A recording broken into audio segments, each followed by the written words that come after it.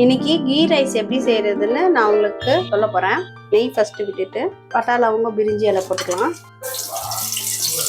Onion போட்டுக்கலாம். இப்போ onion நல்லா வதங்கிடுச்சு, தக்காளி போட்டுக்கலாம். இஞ்சி பூண்டை வந்து பேஸ்ட் பண்ண மாட்டேன், இந்த மாதிரி இடிச்சுப்பேன். உங்க வீட்டில் இருந்தால் இடிச்சிக்கோங்க. இந்த மாதிரி ஒன்றும் பாதியாக இடிச்சு தான் போடுவோம், அப்போ தான் டேஸ்ட் நல்லாயிருக்கும். இப்போ எடுத்து இஞ்சி பூண்டு பேஸ்ட்டு வதக்கிட்டு நல்லா அலசி வாஷ் பண்ண அப்படின்னா போட்டு வதக்கிக்கலாம். காரத்துக்கு ஏற்றபடி பச்சை மிளகாய் போட்டுக்கோங்க. வதக்கிட்டு இப்போ நம்ம தேவையான அளவு தண்ணி விட்டுக்கலாம். 2 கப்பு அரிசி எடுத்ததால இப்போ 2க்கு 3 கப்பு தண்ணி. உப்பு போட்டுக்கலாம். தண்ணி கொதிக்கிட்டோம், அப்புறமா அரிசி போட்டுக்கலாம்.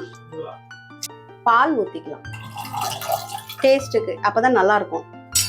இப்போ தட்டு போட்டு மூடி லைட் வச்சிடலாம். ஒரு 20 நிமிஷம் அப்படியே இருக்கட்டும் சிம்ல, அது வெந்து வந்துடும். இந்த மாதிரி வீடியோ உங்களுக்கு வேணும்னா எங்களுடைய சேனலை சப்ஸ்கிரைப் பண்ணுங்க, லைக் பண்ணுங்க, ஷேர் பண்ணுங்க, சப்ஸ்கிரைப் பண்ணுங்க, மறக்காம பெல் ஐக்கானை பிரஸ் பண்ணுங்க.